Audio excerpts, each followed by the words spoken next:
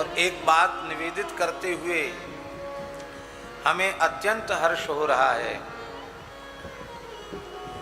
कि भगवान श्री राम, भगवान श्री कृष्ण, भगवती श्री जानकी जी और भगवती श्रीमती राधा रानी, इनके तो युगल सरकार के बाबा सुनिश्चित एक ही प्रकार के लगभग प्राकट्य महोत्सव हैं। राम जी का प्रादुर्भाव रामनवमी को, जानकी जी का प्रादुर्भाव जानकी नवमी को, वैशाख शुक्ल नवमी को, हमारे ब्रज के ठाकुर जी का प्रादुर्भाव भाद्र कृष्ण अष्टमी को, राधा रानी का भाद्र शुक्ल अष्टमी को। यही तो है। जितने अवतरण के प्रसंग श्री ठाकुर जी के नहीं हैं, उससे अधिक अवतरण के प्रसंग वेद में, इतिहास में, पुराण में गौ माता के। ये बात एक विशेष बात है। कल आपने श्रीमद् देवी भागवत के अनुसार श्री नारायण नारद संवाद में सुरभि के जन्म की कथा सुनी। इसमें एक विशेष बात आई शास्त्री जी कि युगल का जो दिव्य प्रेम है वह प्रेम ही पुंजीभूत होकर के युगल के श्रीअंग की दिव्य कांति, युगल का दिव्य प्रेम वही पुंजीभूत होकर के गाय के रूप में प्रकट हो गया। ये कितनी विलक्षण बात है। कार्तिक शुक्ला प्रतिपदा सुरभि ब्रज अवतार भयो। नित्य बोलो। वृंदावन में कृष्ण क्षीर अभिलाषा की प्रगटी सुरभि संग मनोरथ वत्सहिनी। श्री दामा ने दुहो दूध गोविंद ही दीनो। भांड फूट गिरो दूध, दूध को सागर कीनो। क्षीर सिंधु महिमा अमित,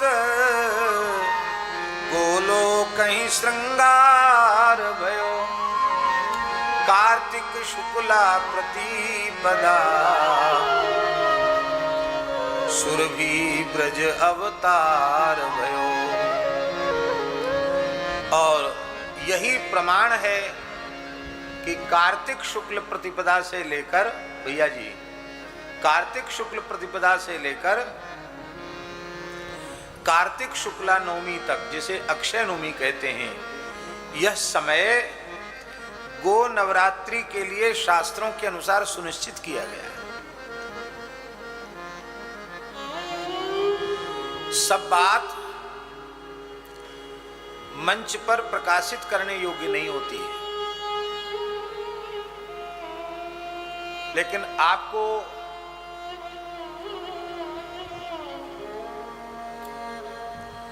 यह जानकर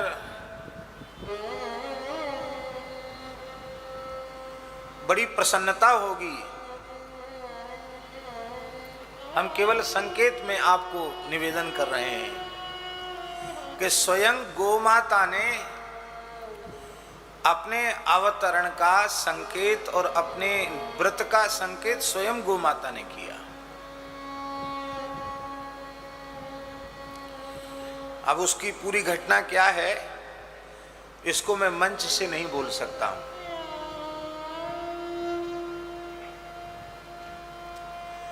लेकिन हम दुग्ध कल्प कर रहे थे और उसी काल में यह दिव्य संकेत प्राप्त हुआ।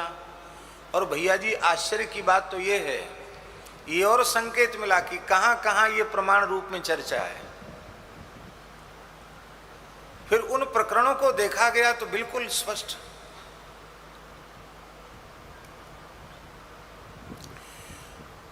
और देवी भागवत में ये द्विजातियों को इस गो नवरात्रि में प्रणवयुक्त सुरभि मंत्र का जप करना चाहिए, ऐसा लिखा है। द्विजाति का अर्थ है जो शिखा सूत्रधारी यज्ञोपवीतधारी हैं, उन्हें प्रणवयुक्त सुरभि मंत्र का जप गो नवरात्रि में करना चाहिए। और इतर जो हैं उनको प्रणवयुक्त जप नहीं करना चाहिए, या तो सुरभ्यै नमः अथवा श्री सुरभ्यै नमः।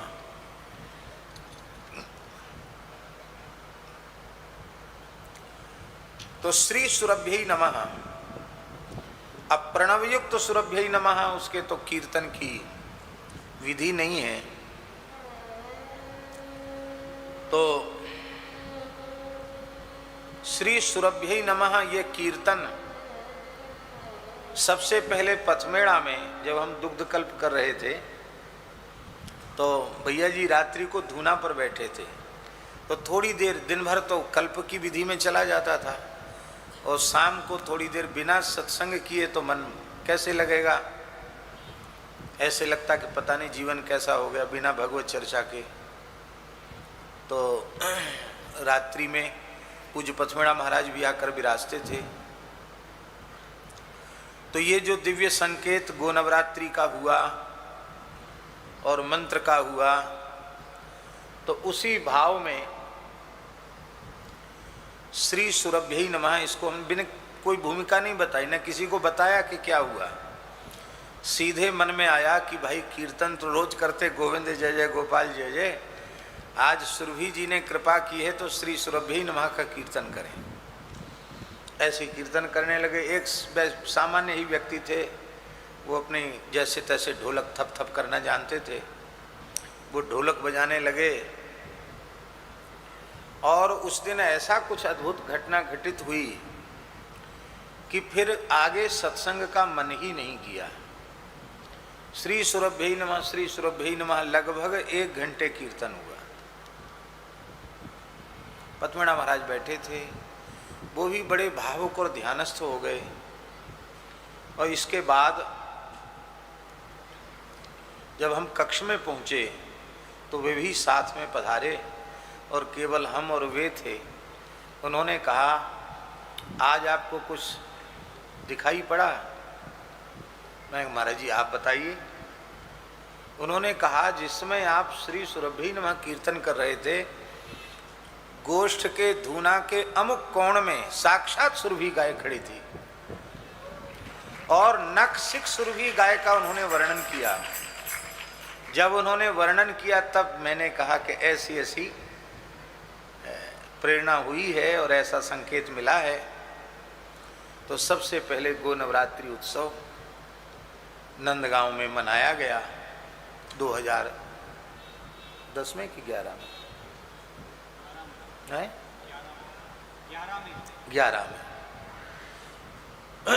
2011 में मनाया गया। और अब तो श्री सुरभ्यै नमः इसके जप का, कीर्तन का इतना लाभ लोगों को मिल रहा है जिसका हम वर्णन नहीं कर सकते।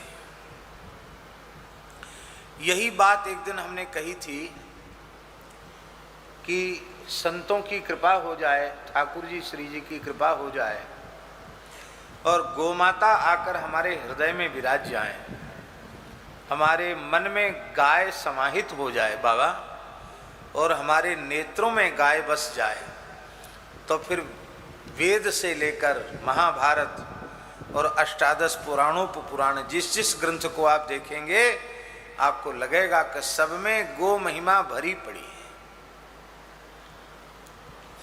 बहुत बड़ा कार्य होना अभी बाकी है। भगवान कृपा करें, किन्हीं विद्वान महानुभावों के मन में यह प्रेरणा जगे।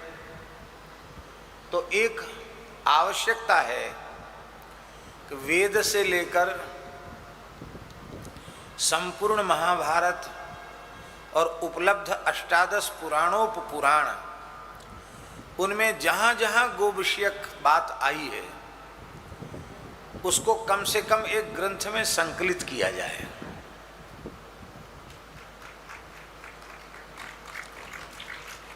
ग्रंथाकार होना चाहिए। अब हम ही पाठ करते हैं तो अंडरलाइन कर देते हैं, इतनी तो कोई स्मृति है नहीं कि सब कंठस्थ हो जाए। और पाठ के प्रवाह में अलग से डायरी में लिखें उतना समय कम मिलता है। पर निश्चित है गो महिमा से हमारे शास्त्र भरे पड़े हैं, इतनी गो महिमा है। हाँ, क्या कहना। तो ये गो नवरात्रि का व्रत कार्तिक शुक्ल प्रतिपदा से अक्षय नवमी तक होता है। तो पुरानी परंपरा भैया जी जो रही है गो नवरात्रि की, कार्तिक शुक्ल प्रतिपदा से अष्टमी तक व्रत होता था। अष्टमी को वेदों में वर्णन है गो माता के जुलूस का, गो माता की शोभा यात्रा का। गोपाष्टमी को गो माता की शोभा यात्रा होती थी और नवमी को, अक्षय नवमी को गोवंश के साथ परिक्रमा की जाती थी और व्रत का उद्यापन करके प्रसाद लिया जाता था। ये परंपरा थी प्राचीन, जो लुप्त हो गई थी इंद्र यज्ञ के कारण। भगवान श्री कृष्ण ने उस गो यज्ञ को पुनः प्रतिष्ठित किया। इंद्र रूस गया, इंद्र ने पानी बरसाना शुरू कर दिया, सांवर्तक मेघों को आज्ञा दे दी, तो 7 दिन 7 रात्रि तक पानी बरसा। तो कार्तिक शुक्ला प्रतिपदा से सप्तमी तक तो ये हो गया। फिर बादल खुल गए तो गोपाष्टमी को ठाकुर जी ने गोपूजन किया, गोपाष्टमी महोत्सव मनाया। और नवमी को, अक्षय नवमी को गिरिराज जी के सहित गो विप्रानल पर्वतम, भागवत में लिखा है, गाय, ब्राह्मण और अग्नि, यज्ञ की अग्नि, उसके सहित श्री गिरिराज जी की प्रदक्षिणा की। और इस तरह से बीच में 7 दिन इंद्र ने यज्ञ में बाधा पैदा कर दी। तो अष्ट प्रतिपदा को तो आरंभ हुआ था और अष्टमी नवमी को करके भगवान ने गो नवरात्रि पूर्ण किया। अब आगे चलकर ऐसा हो गया कि गो नवरात्रि फिर लोग भूल गए और वो सिमट कर 2 दिनों में रह गया। एक कार्तिक शुक्ला प्रतिपदा जिसमें गोवर्धन पूजा, उसमें गो पूजा होती है, गोबर की गैया ग्वाल बनाते हैं और गोष्ठ में भी गायों की पूजा की जाती, गायों का श्रृंगार किया जाता है। और गोपाष्टमी को तो गो पूजन होता ही है। अब भैया जी और विचित्र बात आई, अब गोपाष्टमी ही केवल रह गई। कहीं केवल गोपाष्टमी रह गई और कहीं केवल दीपावली के दूसरे दिन गोवर्धन पूजा रह गई, बस। इसलिए वर्तमान समय में पुनः सभी भारतीयों के मन में, सनातनियों के मन में गोभक्ति की पुनः प्रतिष्ठा हो, इसके लिए हर गौशाला में, हर गोष्ठ में, हर आस्तिक सनातन धर्मी को 9 दिन गो नवरात्रि के रूप में मनाना चाहिए और गो माता की भक्ति में अपने आप को समर्पित करते हुए गो महिमा के माध्यम से सबके हृदय में गो भक्ति को प्रतिष्ठित करना चाहिए।